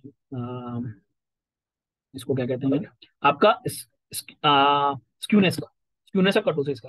तो स्क्यूनेस और कर्टोसिस के लिए मैंने आपको एक टर्म पहले पढ़ाया हुआ है, दैट इज मोमेंट। मोमेंट कैसे निकालते हैं, मोमेंट निकालने के लिए आपके पास इक्वेशन होती है moment is equal to mu r से डिनोट करते हैं। तो mu r is equal to होता है 1/n summation f i in the bracket x i minus x bar, ठीक है, की पावर आर। की पावर आर कहने का मतलब, अगर डेट में आपसे पूछा सेकंड मोमेंट निकालो, क्या निकालने को बोला, अगर उसने कहा सेकंड मोमेंट निकालो, सेकंड मोमेंट क्या हो जाएगा आपका 1/n summation f i into x i minus x bar का होल स्क्वायर। किसी ने फर्स्ट मोमेंट पूछा तो फर्स्ट मोमेंट क्या हो जाएगा इसी तरह, फर्स्ट मोमेंट हो जाएगा 1/n summation f i x i minus x bar. तो आपको ये फॉर्मूला याद रखना है मोमेंट के लिए, mu r is equal to 1/n summation f i x minus x bar का की पावर, ठीक है। सो बेसिकली कर्टोसिस होता क्या है, कैसे आप वीकनेस, कर्टोसिस क्या होती है, measure off peak of any curve, किसी भी कर्व का पीक निकालना। तो कैसे निकालते हैं, उसको मेजर करने के लिए हमारा कर्टोसिस को रिप्रेजेंट करते हैं। Kurtosis beta two is equal to, formula होता है आपका म्यू 4 डिवाइडेड बाई म्यू 2 का square. What is mu 4, fourth moment divided by second moment का होल स्क्वायर। आपको ये दोनों चीज क्लियर है, ठीक है, समझ में आया, ठीक है, ठीक है। अब देखिए, अगर आपका इफ अगर गेट में आया बीटा 2 की वैल्यू ग्रेटर देन 3 हुई तो आप वैसे कर को आप क्या कहोगे, लेप्टोकुटिक कर्व बोलोगे, ठीक है। अगर बीटा 2 की वैल्यू लेस देन 3 आई तो ऐसे कर्व को हम प्लैटिकुटिक कर्व बोलते हैं, वहीं बीटा टू की वैल्यू अगर 3 के बराबर आई, ऐसे कर्व को हम मेसोकूटिक कर्व भी बोलते हैं। तो कर्टोसिस में आपको क्या करना है, बेसिकली मोमेंट के बारे में पता होना चाहिए। मोमेंट क्या होता है, मोमेंट निकालने का मैंने इक्वेशन बताया, जनरल इक्वेशन आपकी ये है, जिसमें आप first moment, second moment, third moment जो भी निकाला, आप आर की वैल्यू चेंज कर दो। So mu four divided mu two का स्क्वायर आपको क्या देगा, कर्टोसिस देगा, जो बेसिकली क्या दिखाता है, किसी कर्व की थिकनेस को दिखाता है। तो अगर बीटा टू की वैल्यू 3 से बड़ी आई, तो ऐसे कर्व को आप लेप्टोकूटिक कर्व बोलोगे। बीटा टू की वैल्यू लेस देन 3 आई, तो ऐसे कर्व को आप क्या कहोगे, प्लेटिकूटिक कर्व बोलोगे। बीटा टू की वैल्यू अगर 3 के बराबर आई, ऐसे कर्व को आप क्या कहते हो, मेसोकूटिक कर्व बोलते हो। तो आज की क्लास में हमने क्या देख लिया, आपका कर्टोसिस क्या होता है, स्क्यूनेस क्या होता है, साथ ही साथ हमने इसको भी रीड आउट कर लिया आपका कि कर्टोसिस के बेसिस पे आपके कैसे आप अपने कर्व को डिस्क्राइब करोगे। तो नेक्स्ट क्लास में हम देखेंगे आपका जो टॉपिक आपका कंटिन्यूअस चल रहा है, उन्हीं टॉपिक को हम आगे कंटिन्यू करेंगे। Thank you all and have a nice day.